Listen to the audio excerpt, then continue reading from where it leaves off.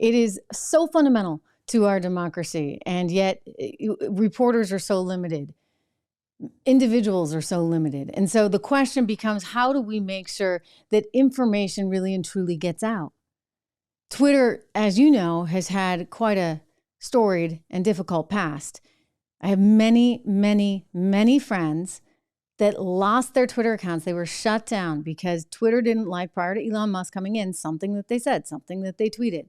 I myself ran into problems with Facebook.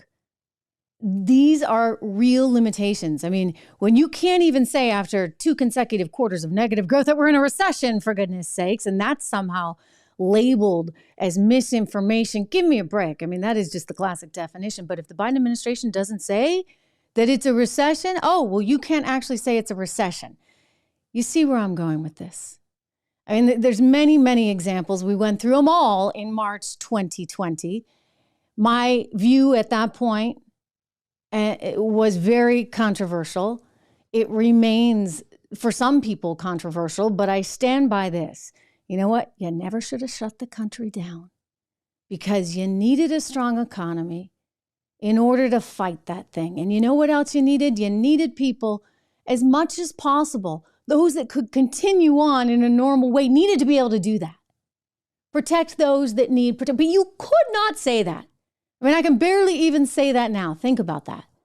There were things you could not say. And we live in a world now that's so mixed up where if you don't refer to somebody by the proper gender identification that they so choose, if you forget to say they when you really mean him, then somehow you are once again in violation of all these ridiculous rules. So I am telling you, this is going to be good. I will just anecdotally, so a lot of you know, I used to work at Fox, of course. I had the 8 o'clock show actually opposite Tucker on a much smaller network. We were like the redheaded stepchild over at Fox News. I worked at Fox Business.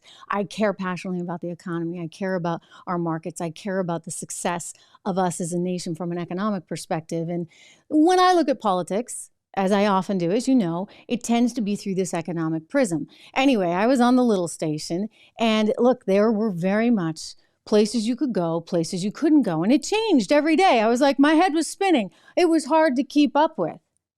It was hard to keep up with. What can you not say now?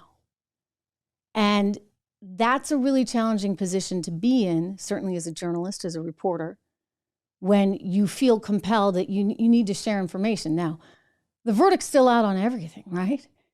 But you ought to be able to share some of the information you're getting from here and from there so that you guys can make your own informed conclusions. If we don't have that, then how are we any better than communist China? I was watching a movie recently, and it was on the McCarthy era, and it really, really hit home. It struck me. Because I thought, you know what? This is exactly what we're going through again. It's just the reversal. So back then it was the libs that were in trouble, right? They were the commies.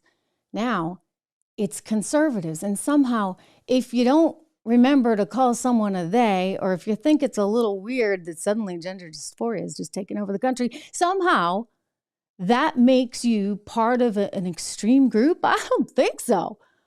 I mean, this is just getting kind of crazy. And we ought to be able to have these dialogues in these discussions. I'll tell you an interesting story, just in terms of all what we saw after March 2020, and then as the vaccines came out and as people were trying to have conversations about it, you really couldn't, and to this day, if you go on and you try and Google some of this stuff, you're going to have a very, very challenging time because the information that you're served up is the information that certain people want served up.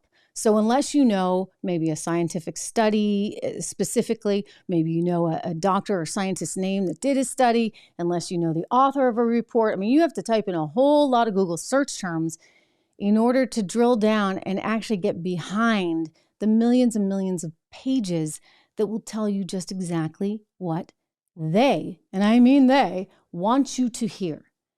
And this is troubling to me. I remember seeing a story on an Oxford study that had come out about some concerns about one of the vaccines that some people, they were having some suspected side effects. I don't know it was a study. It was a study done by Oxford University. And it's the kind of thing that they didn't want out there. Like somebody really didn't want out there. And one of my friends happened to have written a story for a major, major, major publication, one that I used to work at. And I saw it and I thought, oh, wow. And I wanted to read more. And I went downstairs and I tried to pull the website back up and suddenly it was gone. So then I did a Google search and it was gone again. So finally, I did the search. I knew the reporter's name. I knew the study's name. I knew the outlet's name that had published it. And finally, I was able to get this thing. But I thought, wow, that's so interesting. Like it just immediately disappeared. It was on their front page for like 2 seconds and then it immediately disappeared and you could not find it easily. So what I'm saying is in this new era, right, when you have AI, we human beings, we matter. Our opinions matter. And our ability to kind of synthesize information and to cut through all the you-know-what, that matters. And so we have to have the ability to employ all of that. I think in a time like this, it's actually more necessary than ever. And so while you should exercise caution, while you should not ever slander anyone, you also need to be able to speak freely, right? Is that something we can agree on?